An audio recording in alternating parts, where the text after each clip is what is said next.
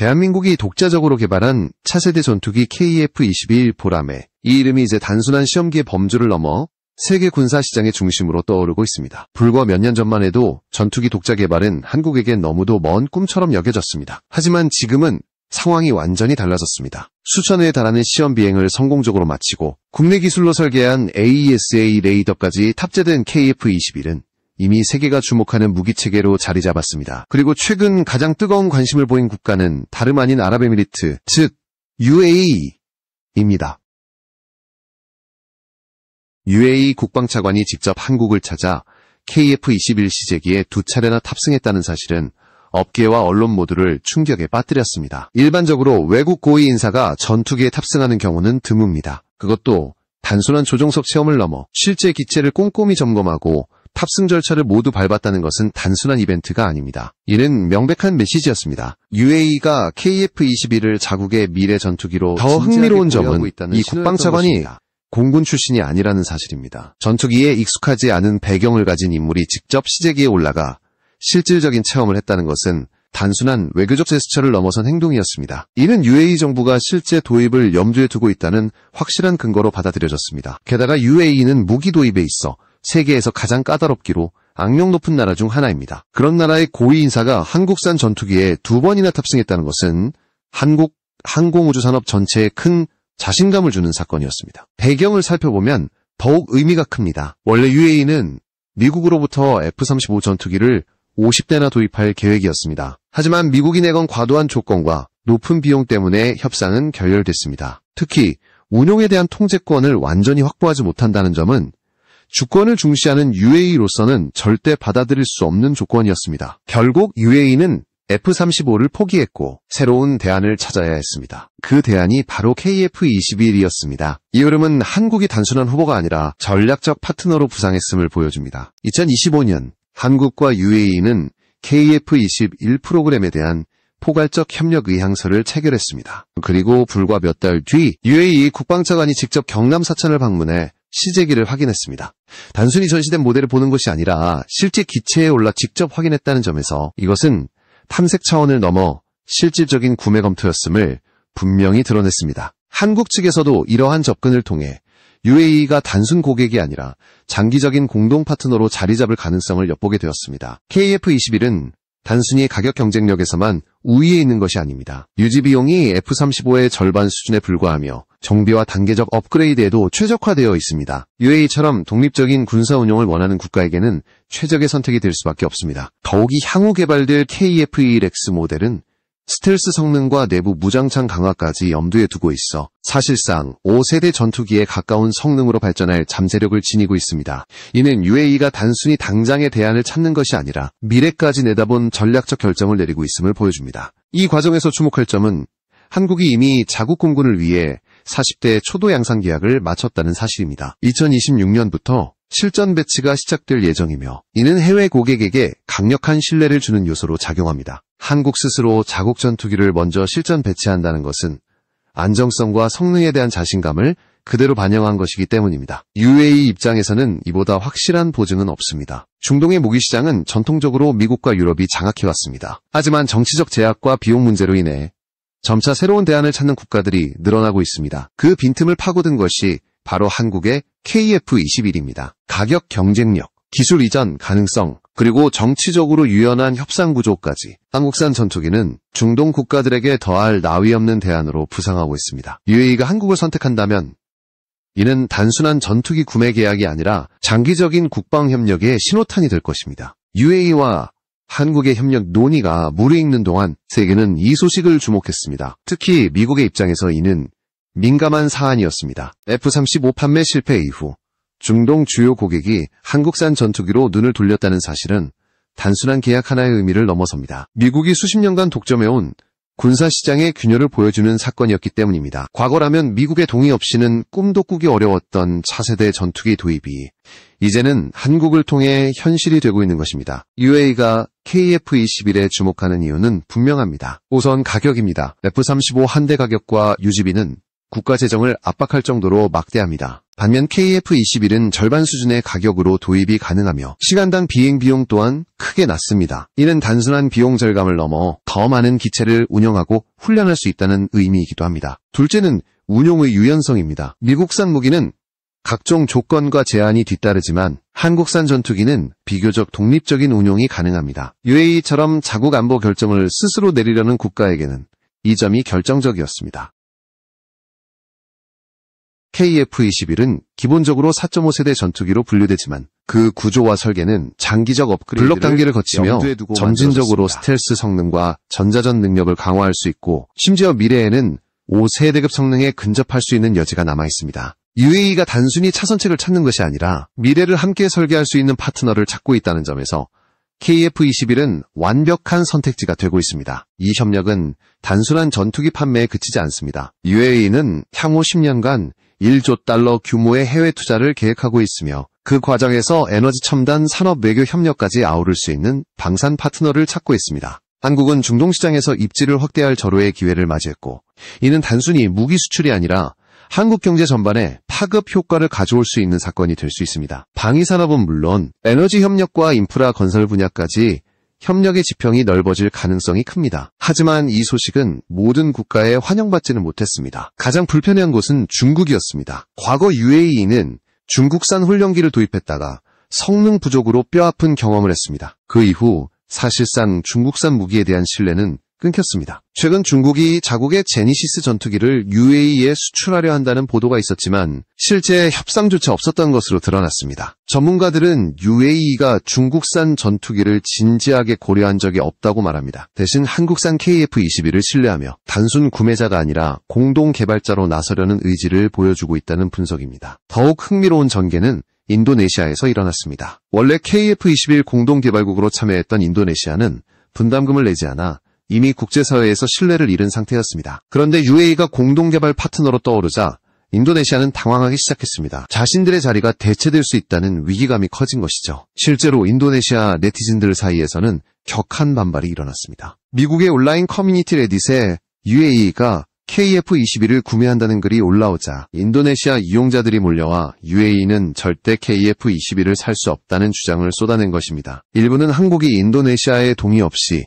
다른 나라에 KF-21을 팔 수 없다고 주장하기도 했습니다. 하지만 이는 국제사회에서 전혀 설득력을 얻지 못했습니다. 오히려 이런 주장은 인도네시아가 현실을 제대로 보지 못하고 있다는 비판만 불러왔습니다. 실제로 인도네시아는 KF-21뿐만 아니라 과거 K-21 장갑차, 1400톤급 잠수함 협력 등에서도 신뢰를 저버린 전례가 있습니다. 잔금을 제때 지불하지 않거나 약속을 지키지 않아 사업을 무산시킨 일이 반복되면서 파트너로서의 국제적 신뢰가 크게 추락한 것입니다. 이러한 배경 속에서 UAE가 새로운 공동개발 파트너로 떠오르는 것은 단순한 선택이 아닙니다. UAE는 막대한 석유 자금을 바탕으로 이미 중동 내 대표적인 군사강국으로 자리잡고 있으며 국방비 지출 역시 GDP의 3%에 달합니다. 따라서 대규모 투자와 공동개발 참여는 충분히 실현 가능한 시나리오로 받아들여지고 있습니다. 한국과 UAE가 함께 KF-21을 키워나간다면 이는 단순히 전투기 도입을 넘어 전략적 동맹 관계로 발전할 수 있는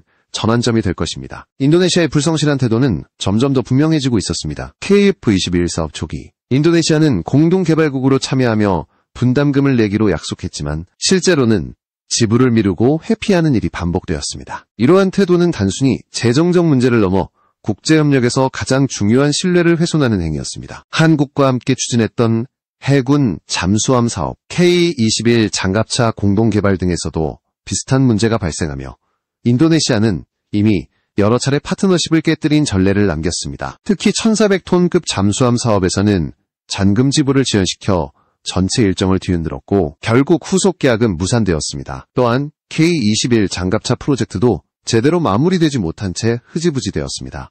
이처럼 약속을 지키지 않는 행보가 반복되자 국제사회에서 인도네시아의 신뢰도는 급격히 하락했습니다. 심지어 KF-21 공동개발에 참여한 뒤에도 수년간 분담금을 내지 않았고 그 사이 유로파이터, F-15EX, 터키의 KAAN 전투기 등 다른 전투기 사업에 관심을 보이며 갈팡질팡하는 모습을 보였습니다. 최근에는 러시아의 Su-27 공동 생산 가능성을 검토한다는 이야기가 흘러나왔지만 정작 한국과의 협의는 전혀 없었습니다. 이런 태도는 사실상 KF-21 사업에서 발을 빼겠다는 신호로 해석될 수밖에 없습니다. 한국 내부에서는 차라리 인도네시아를 사업에서 제외해야 한다는 목소리가 커지고 있습니다. 반대로 한국항공우주산업 측은 인도네시아가 아니더라도 KF-21에 관심을 보이는 국가는 많다며 크게 개의치 않는 분위기를 보이고 있습니다. 실제로 UAE뿐 아니라 다른 중동 국가들도 KF-21에 강한 관심을 보이고 있습니다. 대표적인 사례가 사우디아라비아입니다. 세계 최대 산유국이자 중동의 맹주인 사우디는 오랫동안 미국과 유럽 무기에 의존해왔지만 최근 들어 독자적인 방산 생태계를 구축하려는 움직임을 본격화하고 있습니다. 그 과정에서 사우디의 시선은 한국으로 향하고 있습니다. 과거 한국산 K9 자주포와 천궁, 이 방공체계를 직접 도입해본 경험을 통해 성능과 신뢰성을 이미 확인했기 때문입니다. 사우디는 현재 F-15, 유로파이터, 토네이도 등 다양한 서방 전투기를 보유하고 있습니다. 하지만 지나치게 외산 무기에 의존하는 구조는 언제든지 정치적 변수에 취약할 수밖에 없습니다. 실제로 우크라이나 전쟁 이후 미국과 유럽이 자국 우선 정책을 강화하면서 중동 고객들은 후순위로 밀리는 경우가 잦아졌습니다. 사우디 입장에서는 무기를 단순히 사오는 것이 아니라 직접 생산하고 기술을 이전받아 독자적인 방산 산업을 육성하는 것이 전략적 과제가 된 것입니다. 이 과정에서 한국은 완벽한 파트너로 떠오르고 있습니다. 한국은 이미 K9, 자주포, 천궁, 이 방공체계, 다연장 로켓 시스템 등으로 세계 시장에서 성공을 거두었으며 KF-21 전투기 역시 차세대 수출 주력으로 자리 잡고 있습니다. 특히 KF-21은 가격과 성능의 균형, 그리고 블록별 업그레이드를 통해 장기적인 전력화가 가능하다는 점에서 사우디가 추구하는 비전 2030 국방 현대화 전략과 맞아떨어지고 있습니다. 사우디는 단순히 기체를 구매하는 데 그치지 않고 현지 조립 및 기술 이전까지 포함하는 협상을 선호하고 있습니다. 이는 방산 독립을 추구하는 국가로서 당연한 선택이었습니다. 이미 사우디는 한국의 K9 자주포를 현지 조립 방식으로 들여오는 방안을 진지하게 검토하고 있으며 이와 같은 협력 구조는 KF-21에도 그대로 적용될 수 있습니다. 만약 KF-21이 사우디 공군의 차세대 전력으로 채택된다면 이는 단순 계약을 넘어 방산산업 전반에 걸친 대규모 협력으로 이어질 것입니다. 사우디와의 협력은 중동 전체에 전략적 파급력을 갖습니다. 사우디가 먼저 움직이면 다른 중동 국가들도 자연스럽게 한국 무기에 눈을 돌리게 될 가능성이 큽니다. 이는 한국 방위산업이 세계 3대 무기 수출국으로 도약하는 데 결정적 계기가 될 수 있습니다. KF-21은 단순한 전투기, 그 이상의 의미를 지니게 될 것이며 한국은 글로벌 무기 시장의 흐름을 바꾸는 새로운 주도국으로 자리매김할 준비를 하고 있습니다. 사우디의 관심은 단순한 가능성에 머무르지 않았습니다. 실제로 빈살만 왕세자와 사우디 국방부 고위 관계자들은 KF-21의 블록 3 발전 계획에 깊은 인상을 받았다고 알려졌습니다. 특히 기체 설계의 유연성과 장기적인 업그레이드 가능성은 사우디가 필요로 하는 다양한 작전 환경에 완벽히 부합했습니다. 사우디는 단순히 전투기를 사오는 것이 아니라 앞으로 수십 년 동안 운용할 수 있는 플랫폼을 찾고 있었던 것입니다. KF-21은 바로 그 해답이었습니다. 사우디 내부에서는 최대 300대 이상 KF-21을 도입하는 계획까지 검토되고 있습니다. 초기에는 전략적 거점 지역에 우선 배치하고 이후 점진적으로 공군 전력 전반으로 확대 배치한다는 구상입니다. 만약 이 계획이 현실화된다면 KF-21의 대규모 수출은 한국 항공우주산업뿐 아니라 수많은 국내 협력업체에도 전례 없는 파급력을 불러올 것입니다. 이는 단순히 무기 한 종목의 수출이 아니라 한국 방산산업 전반이 세계 공급망의 핵심으로 도약하는 전환점이 될 수 있습니다. 반면 인도네시아는 점점 더 소외되고 있습니다. 공동개발국이라는 명목에도 불구하고 분담금을 지불하지 않고 다른 전투기 사업에 기웃거리며 신뢰를 잃은 인도네시아는 결국 프로젝트에서 멀어지고 있습니다. 최근에는 터키산 KAAN 전투기 도입 가능성이 흘러나왔지만 이는 오히려 한국과의 협력에서 멀어지는 모습을 보여주었을 뿐입니다. 자연스럽게 KF-21 사업의 중심축은 인도네시아에서 사우디로 옮겨가고 있는 것입니다. 빈살만 왕세자가 직접 KF-21 공동개발국으로 한국과의 공식 파트너십 체결을 희망하고 있다는 사실은 상징적입니다. 이는 단순 구매국이 아니라 기술 협력국으로 도약하려는 사우디의 강한 의지를 보여줍니다. 과거 사우디는 대부분의 무기를 단순 소비국으로서 구매해왔습니다. 그러나 이제는 일부 부품의 현지 생산, 정비체계 구축까지 관심을 확장하며 방산 독립을 추구하고 있습니다. KF-21 공동개발 참여는 그 의지를 구체화할 수 있는 최적의 기회입니다. 한국 정부와 방위산업계는 이미 이러한 대규모 수출을 염두에 두고 생산 인프라 확충에 속도를 내고 있습니다. 한국항공우주산업은 로봇 기반 자동화 시스템을 통해 스마트 팩토리 구현에 착수했으며 무인화 기술을 접목한 차세대 생산 공정도 추진 중입니다. 이는 단순히 생산량을 늘리는 것을 넘어 가격 경쟁력과 품질 신뢰도를 동시에 확보하는 구조적 변화를 의미합니다. KF-21이 글로벌 무기시장의 판도를 바꾸는 게임 체인저로 자리매김할 준비가 이미 진행되고 있는 것입니다. 사우디와의 협력은 또 하나의 중요한 메시지를 담고 있습니다. 과거에는 미국, 러시아, 프랑스 같은 전통 강국들이 중동 무기 시장을 독점해왔습니다. 하지만 이제 한국이 독자적인 기술과 유연한 협상 조건으로 그 자리를 위협하고 있습니다. 기술 이전, 현지 생산, 공동 개발이라는 파격적인 조건을 제시할 수 있는 국가는 많지 않습니다. 사우디가 한국을 선택한다면 이는 중동 무기 시장의 새로운 질서를 여는 신호탄이 될 것입니다. 더 나아가 사우디가 KF-21을 전략적 자산으로 채택한다면 한국과의 협력은 전투기를 넘어 자율주행, 스마트시티, 국방 RD 등 첨단 분야까지 확장될 수 있습니다. 이는 단순한 무기 거래가 아니라 국가 전략 차원에서 긴밀히 맞물린 파트너십이 될 수 있다는 의미입니다. 대한민국은 이제 중동을 넘어 글로벌 방산 강국으로 도약하는 발판을 마련하고 있으며 그 중심에 바로 KF-21, 보라매가 서 있습니다. KF-21의 진정한 가치는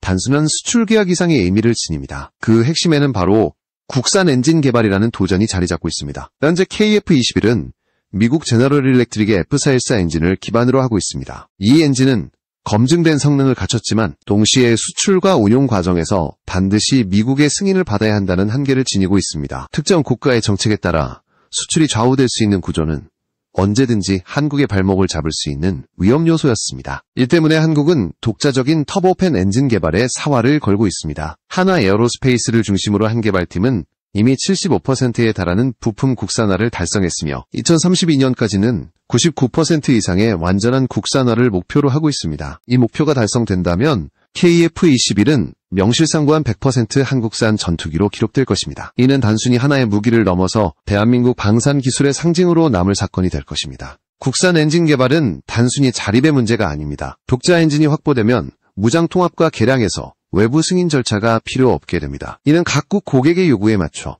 다양한 맞춤형 전력 구성이 가능하다는 뜻입니다. 다시 말해 국산 엔진은 한국이 전투기 시장에서 게임의 룰을 바꿀 수 있는 핵심 열쇠가 되는 셈입니다. 엔진 국산화는 단순히 기술의 독립이 아니라 수출 경쟁력과 전략적 자율성을 동시에 확보하는 길이기도 합니다. 이미 한국은 가스터빈 기술에서 세계적으로 인정받은 성과를 보유하고 있습니다. 두산에너빌리티가 발전용 가스터빈을 순수 국산 IP로 실용화한 사례는 대표적입니다.